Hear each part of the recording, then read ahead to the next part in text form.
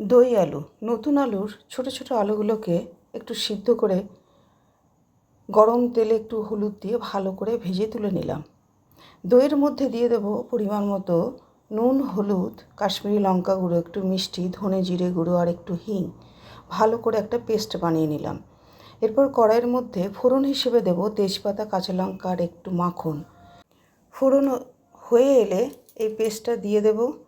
2 minute ফুটে ওঠার পর ভেজে রাখা আলুগুলোকে দিয়ে দিলাম। এরপর দিয়ে দেব একটা ক্যাপসিকাম বড় করে কেটে আর একটা টমেটো।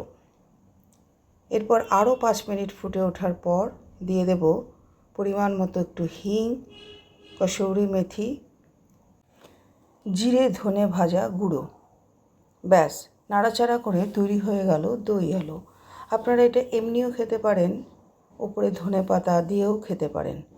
আপনারা করুন, খান আর ভালো থাকুন।